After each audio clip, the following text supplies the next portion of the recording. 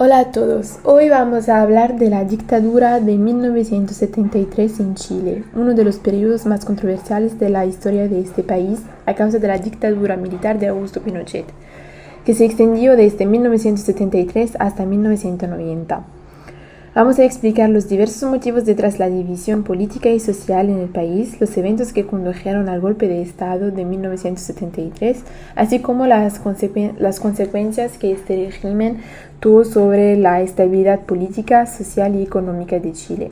Primero haremos un análisis de los eventos que marcaron la dictadura, como la transición hacia la democracia, y por fin haremos un caut para ver si todas las informaciones están claras. Aquí tenemos la problemática: ¿qué impacto tuvo la dictadura de Pinochet en la sociedad chilena y en su memoria histórica? En 1964, la CIA gastó 20 millones de dólares para influir las elecciones chilenas y evitar al candidato marxista Salvador Allende de ganar. Con una campaña de propaganda, el candidato Eduardo Frei ganó las elecciones con 56% de los votos frente al 39% de Allende. Todo empezó en los años 70, cuando Chile enfrentaba una grande crisis económica y política. Desde 1964, el gobierno estadounidense empieza a hacer uso de una propaganda extensiva que incluía anuncios de radio con sonidos de disparos y gritos para evitar que Allende llegara al poder. Como resultado, el candidato apoyado por la CIA, Eduardo Frei, derrotó a Allende con el 56% de los votos frente al 39%.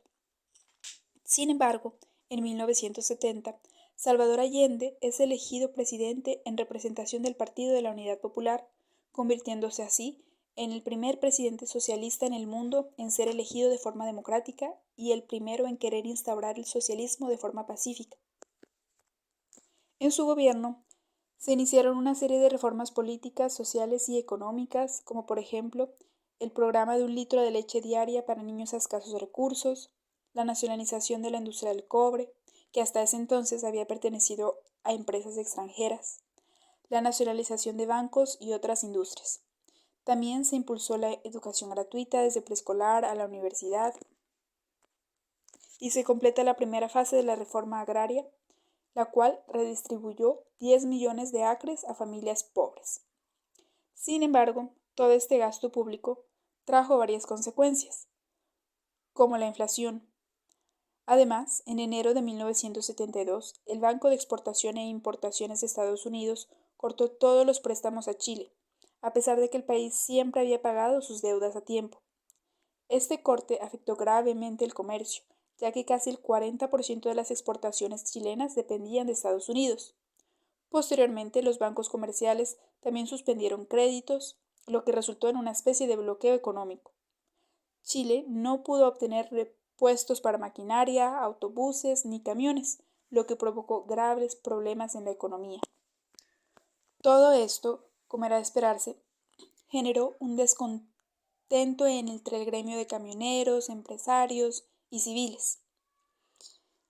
Más adelante, en junio de 1973, se dio lo que conoceríamos más adelante como el famoso tanquetazo, un fallido intento de Estado en contra del gobierno del presidente Allende.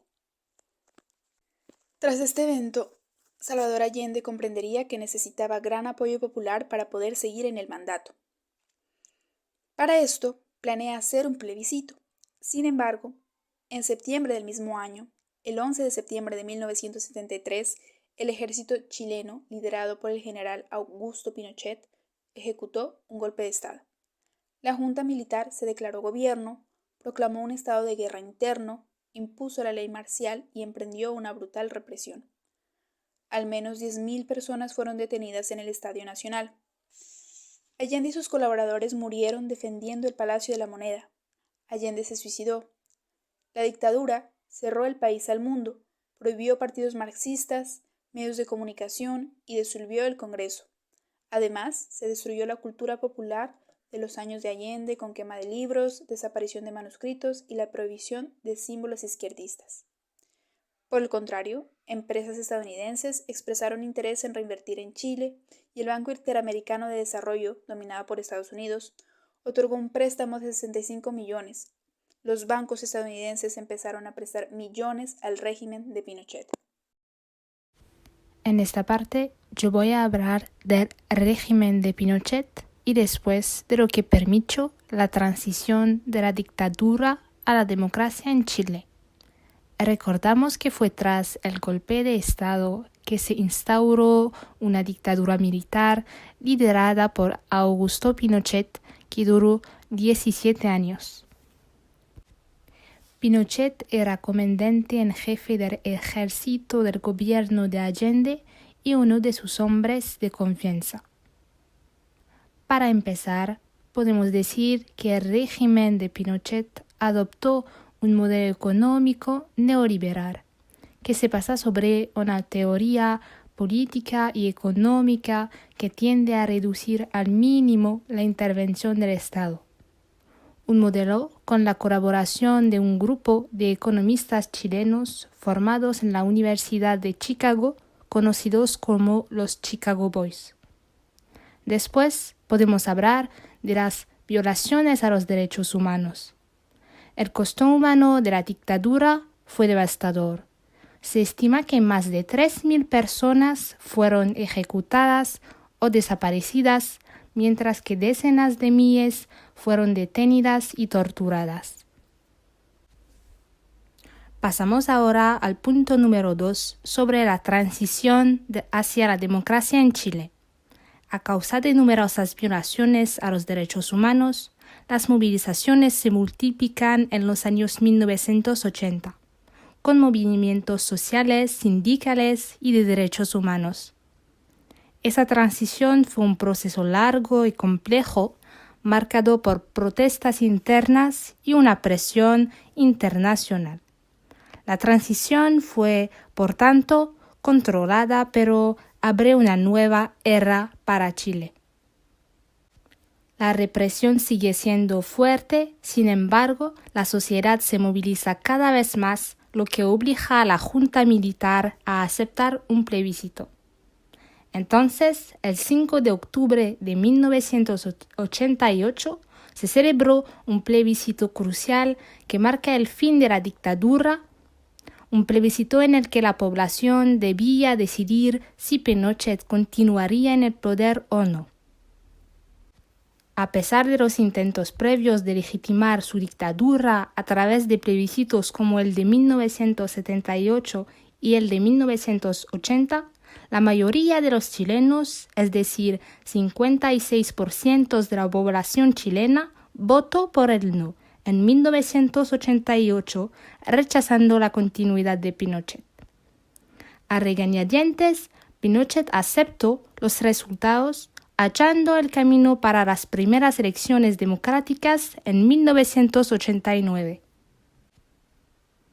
Así, el 11 de marzo de 1990, Patricio Aylwin fue elegido primer presidente de la democracia durante las elecciones democráticas.